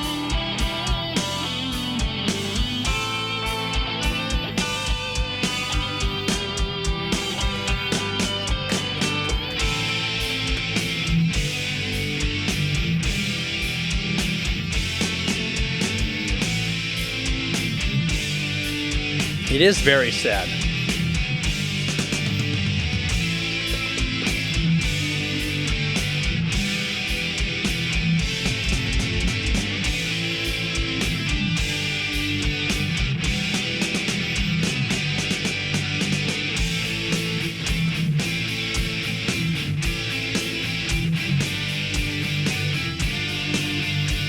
Double time.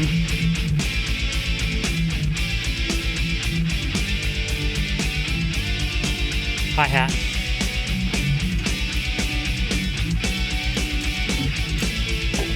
That might have been a key change.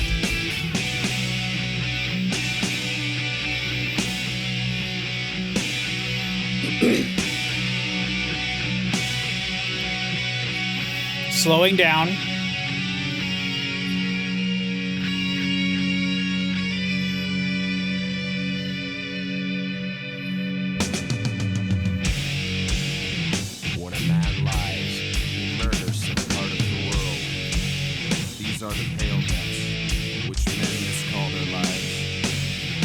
This is definitely James reading this. Yeah. They're not the kingdom of salvation. Take me home.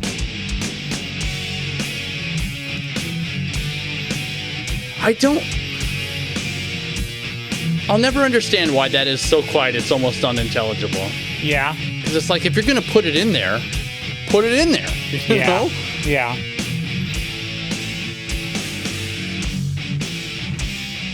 Interesting change there. There's something that keeps happening with the kick where it's like a... I only hear it sometimes, so it's weird. Maybe he's peaking it a little bit.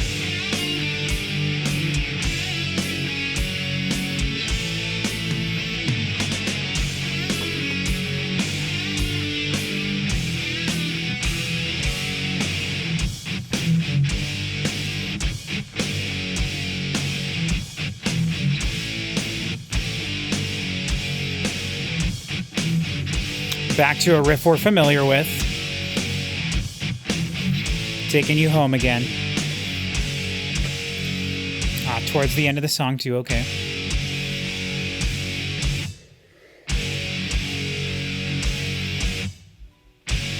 And I've read that this song ends the way it does because they didn't want it to end.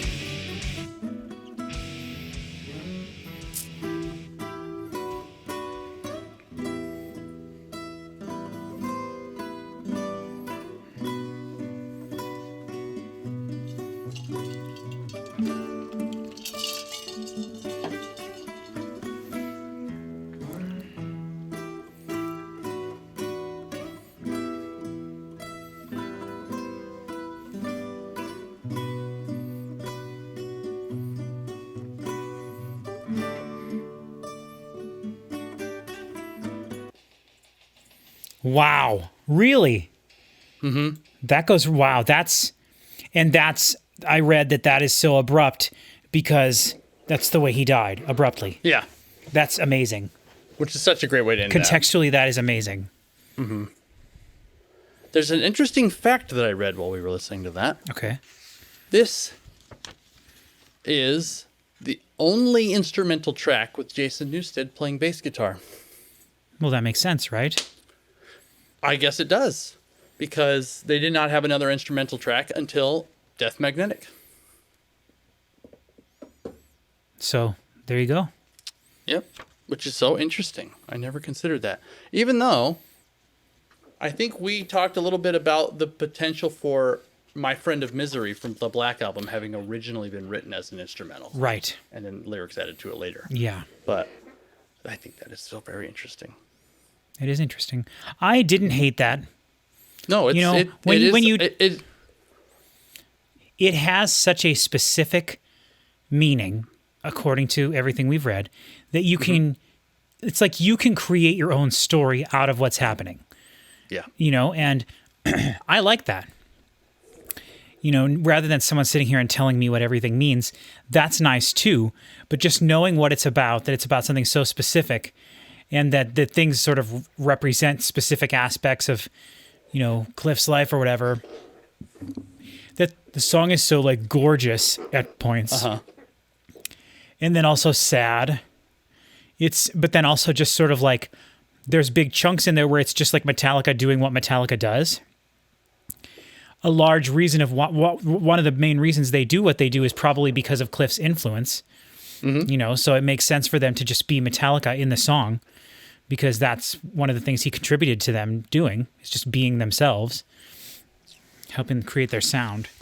So, and I wonder too if it's like, because it's made of so many different, music consists of riffs Burton had written that had not been incorporated into any songs prior.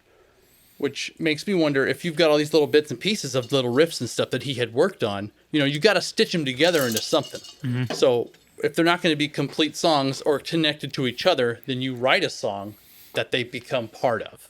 For sure. And so, the parts that sounded a little bit more just Metallica-y were probably the connecting tissue between different riffs that he had written. Yeah, that's a good way to look at it. I think that's probably very true.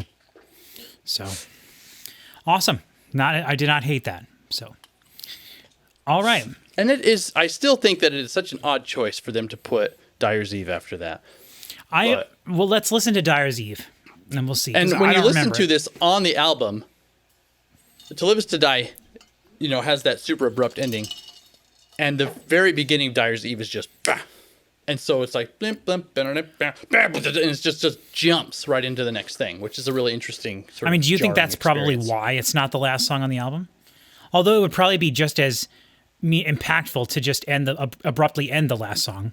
Yeah, I feel like it makes more sense still, like from the perspective of like poignancy to have that instrumental end and have that hard ending be the end of the album. But what if you think about it like this? Them putting it before the last track means like, even though this is hard, we're moving on. We're going to continue to be a band. And so while this is an incredibly sad thing that happened, we're paying tribute to it. And now it's time for us to move on emotionally, physically, whatever, musically. Let's move on. Yeah, it's like, all right, our friend is dead. Back to James's parents. You know, it's like, Yeah. Right. All right. yeah. I think that makes I'm into that. Makes a lot of sense. All right. Let's listen to Dyers Eve, which is a badass name for a song.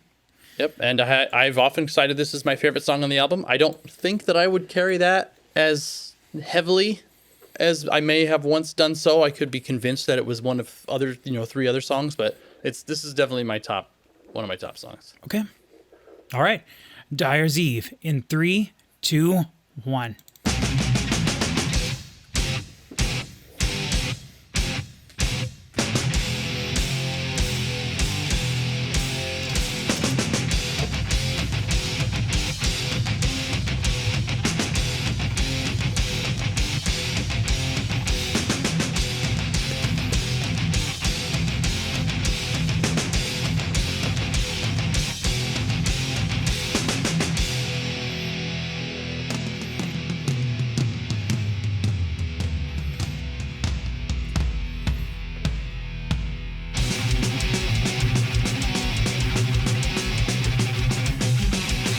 Interesting.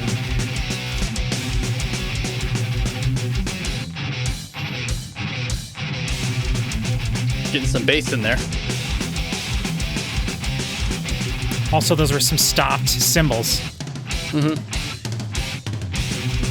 Awesome.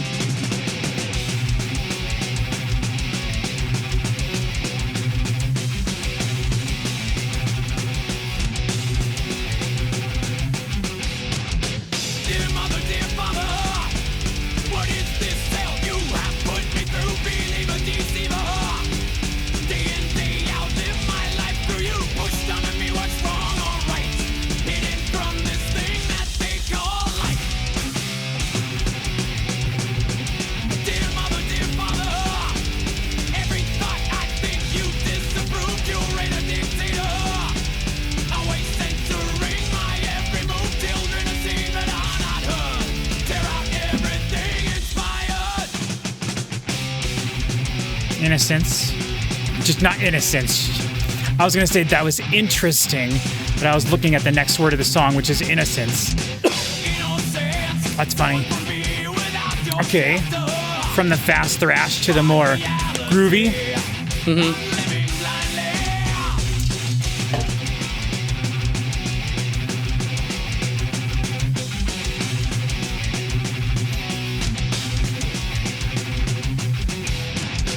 Dear mother, dear father, time has Whoa. stood still. What's left I love how that guitar is just say nothing. Yep, and the drums are what's fast now. Facts I think from it, no guarantee it's life as is.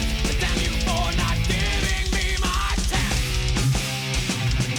We get a swear word in this song. Mother, dear father, took my wings before I learned to fly, unspoiled, unspoken. I've outgrown that king ball of our same thing I've always heard from you. Do as I say, not as I do.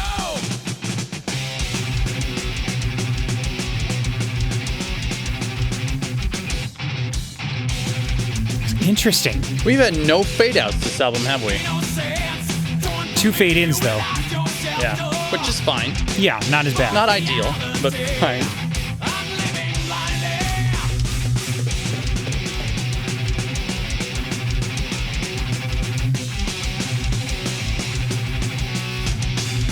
Not a lot. I was gonna say not a lot of hi hat in this, whatever this section is here. I think it's maybe open hi-hat. This sounds like Crash. Yes, those are. Yeah. Yeah, I think it's just open hi-hat, but it's just so But, like, far through off here, to the like- side. It does. Is it in here anywhere right now? Yeah, it's just all way off to the side. Okay. Left side all the way. Might just be in like a Room mic or something. There it is. Wow, but the shredding solo.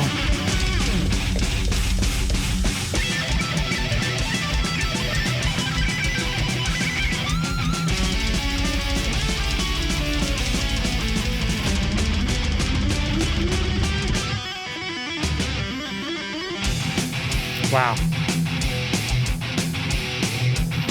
I love this part of the song. It's so groovy. I'm in hell without you. Cannot cope without you too. Shocked at the world that I see. Innocent victim, please rescue me. That's such a cool thing. Dear mother, dear father, hidden in your world you made for me. I'm seething, I'm bleeding. Yeah, it's in there. Rendering wounds in me that never heal. Undying spite I feel for you. Living out this hell you always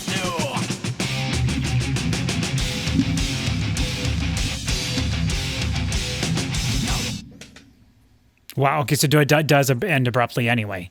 Yeah. So, okay. That's awesome.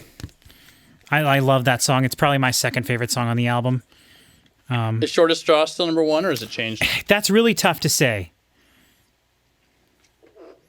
I would say Blackened I liked more than I thought I would. Nice.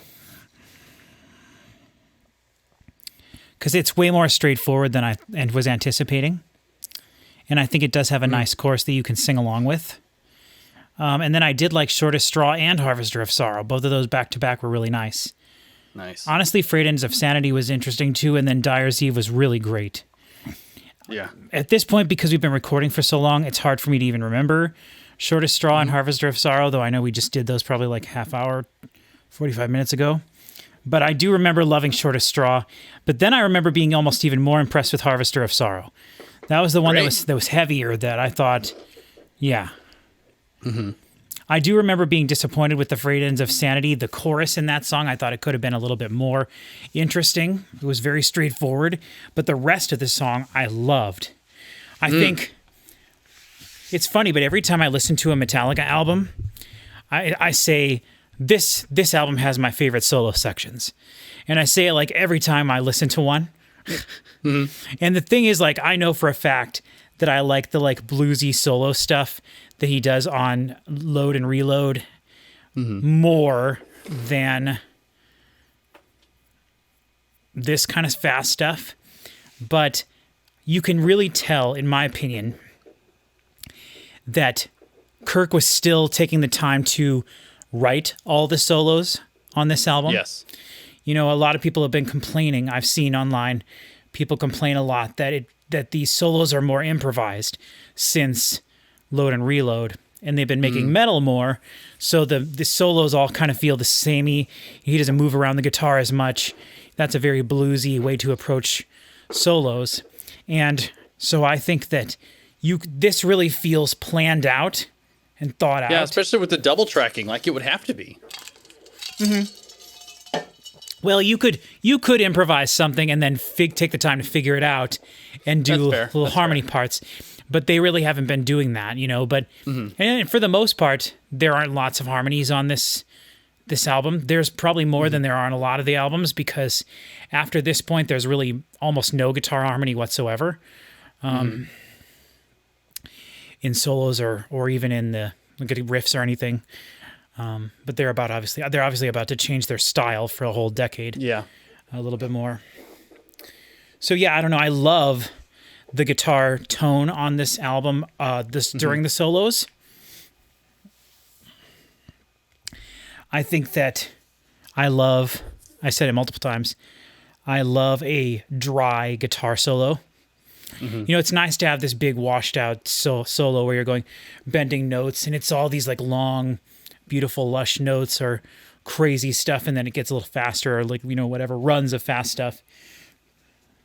But when you're doing stuff like this, just having such dry solos really worked nicely, especially because the rest of the mix is so dry, obviously, as well. Yeah, and I mean, you want to be able to do, like, if it's not dry, the speed will just muddy everything up right away. Like if you're going to have that kind of, and for sure, and they do, like, I'm not saying his guitar solos are like drenched in reverb every other album, but like this album in particular really stands out to me, and I love the way they sound. If we listen to a solo from Master of Puppets, I bet you would notice a lot more reverb on it and probably delays and things.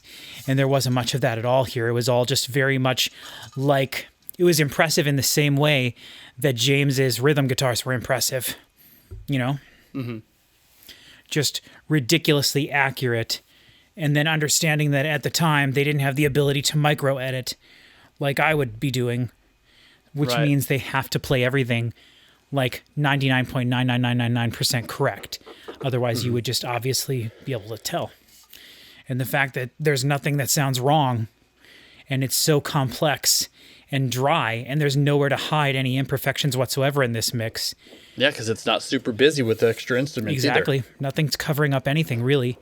And so that's, I think, where the technical appreciation comes from, and the like masterful technique that people talk about, especially on this album, comes from, is that ability to truly appreciate the technical gift that James specifically has to play the exact same thing, the exact same way, at the exact same timing, which is not something that everybody can do.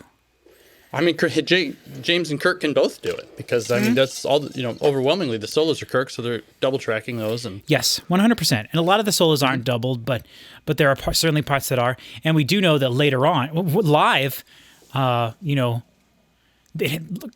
Kirk has to be good. He has to be great, because live they play these songs. And if Kirk was just so obviously like less talented than James with rhythm guitar, they wouldn't be this as big as they are. So like he has to be phenomenal. I'm confident that they can both do whatever they want. Yeah.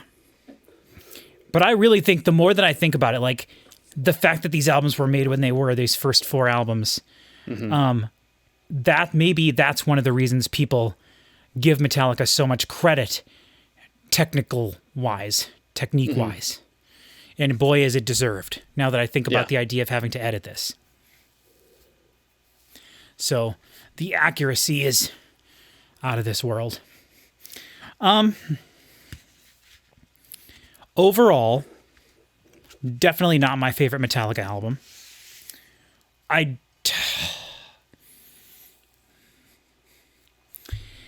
If you were to ask me, do you like this album more than Ride or Master?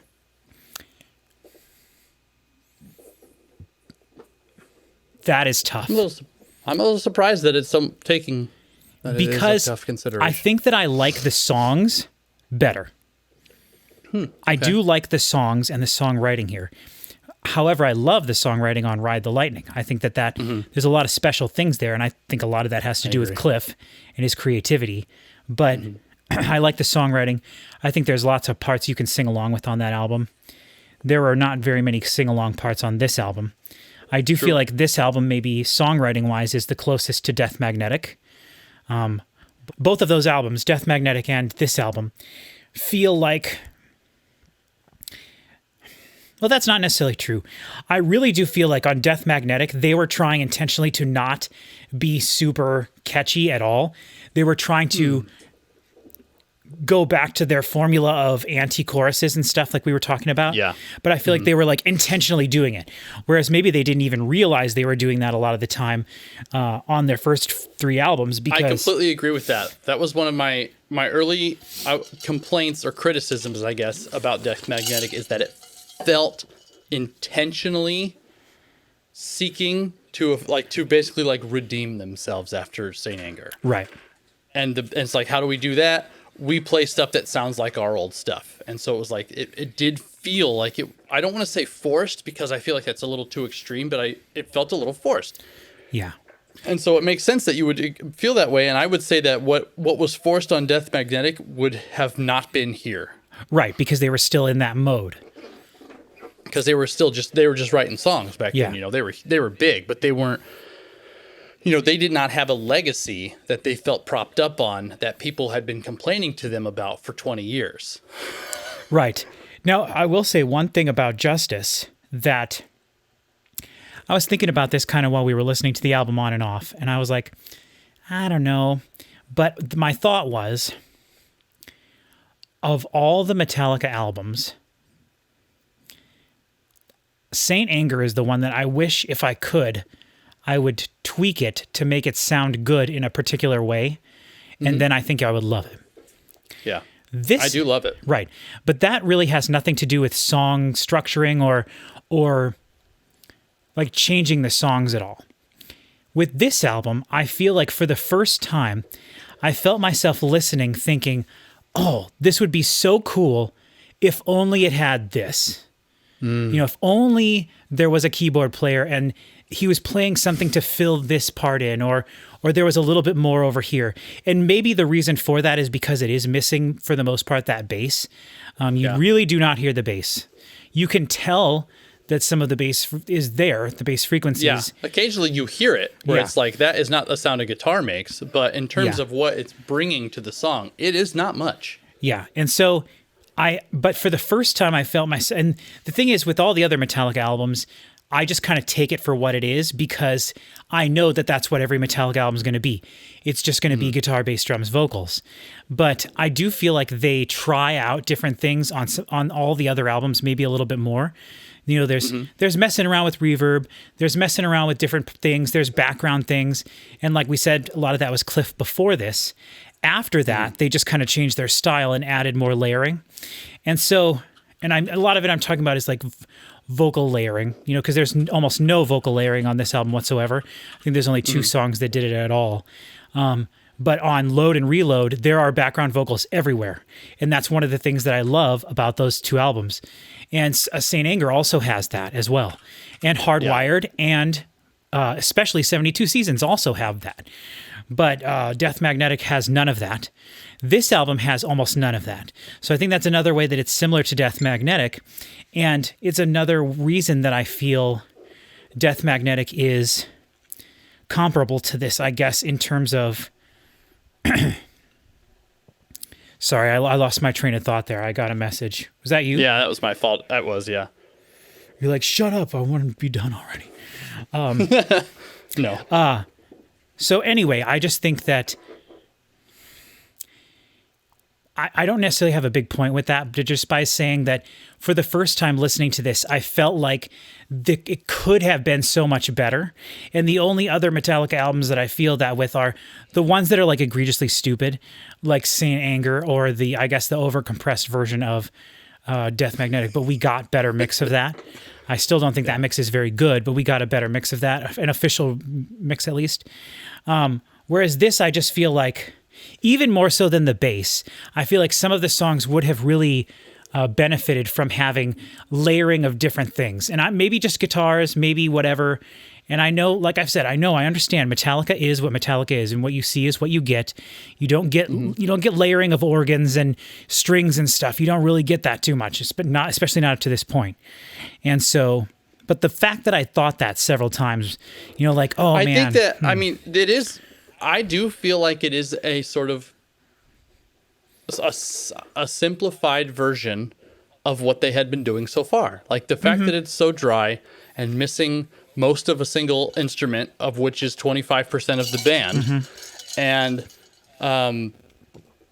just the complexity of the songs isn't what it had been on Puppets, for sure. It does feel stripped down in a way, stripped down and simplified. Yes. And on its way to what the Black Album is. Like the transition from this to Black is not surprising. It's not shocking. Like it moves right into that next album pretty well in terms of what this was and what it became. And so I can see why you would say that. Like it just, you know, especially like there was at least one song, I can't remember which one it is now. I think it might have been Eye of the Beholder, but like really listening to exactly how simple that song is structurally. And just like it's not fast. There's just guitar and drums happening here. Like there's not much there's really not much going on. And it doesn't surprise me that it feels like it could use a little something. Yeah. And the other thing that's interesting about this too, you know, you always talk about the three different sections of Metallica's Eras. career, three Yeah. different eras. I feel like this album is much closer to modern Metallica than the three previous albums.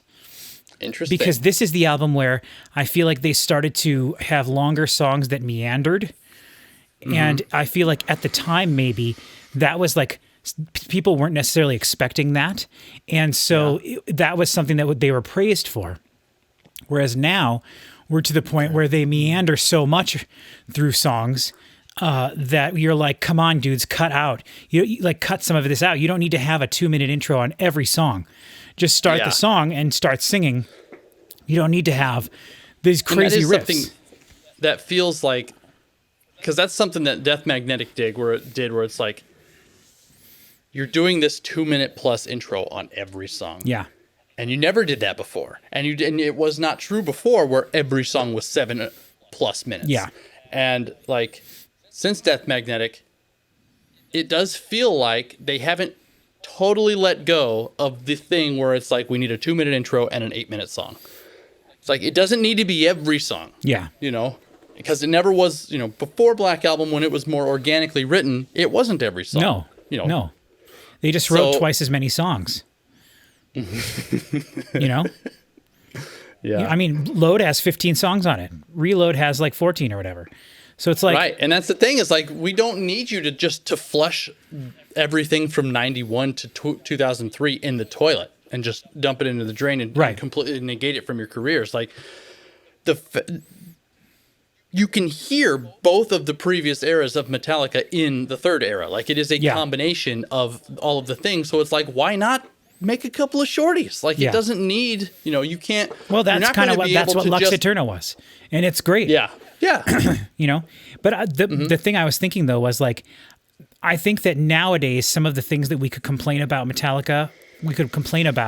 Metallica, they did on this album, but because it was somewhat new, we don't complain about it because it was the first time that they did some of those things. And maybe I'm wrong. Interesting. You know, I'm not super familiar with their first three albums, so I don't really have any complaints about this album. I mean, occasionally the vocals seem a little low, but I don't have anything about it that I don't like. sure. Yeah, I mean, there's definitely things I don't care about as much for it. Or at least Sure. there's ways that I can very easily like look at it and be like, well, duh, if this was done like this, or if this was done like this, it would be so much better. Whereas, you know, their next three albums, I don't think that. Ah, okay. So, and you know, it just kind of depends album to album, but I feel Yeah. like on this one, it's one of those things where it's like, you know, I do think that the bass thing is not as egregious maybe as some people make it out to be, but we were specifically listening to it. You know, I think we did a good job explaining the idea of frequencies building up and being muddy. And in this case, that adding to the overall sound of the mix in a way that I think a lot of people take that uniqueness that could be a negative in any other case and turn it into a positive in their head. And that's one of the reasons they like the way the album is mixed. Yeah, I mean that's So. that's kind of how I feel about Saint Anger. Like, there's a lot of things about the way that it sounds that I really don't like. The tin can drum is definitely at the top of my list, but it's cohesive amongst itself. Where like the thing you were talking about earlier, where you get 3 songs into an album and you've adjusted to how it sounds. It's like I love Saint Anger for a lot of reasons, and you know I have no problem getting past how it sounds because there's plenty to like about it, I think. Sure. All right. Well, I'm getting to a point where I'm ready to stop. And I think we've Agreed. talked for an hour more than I wanted to. So, Of course. but that's as what it always. is. You always say every time, we can't do an hour that's under, or a Metallica video that's under 3 hours. Can't do it. We can't do any video under 3 hours. If it's a full album. Yeah, for sure. We'll have to start seeing if we can do it without pausing the album. I think that would really help. But then people would just be I think that'd so be a cool mad challenge. that we would talk over everything that, Well, you know. we'll see. Maybe we can break it down and like pause halfway through, talk Yeah. about the first half. Or every and then third, the second maybe half. something. Yeah, We'll something see. like that. We'll between probably, every song. yeah, we'll see what happens. Anyway, we're done. I don't want to talk anymore. So Yeah. we'll end the video here. Thank you everyone for watching, and I hope that you'll stick with us, and we will see you next time.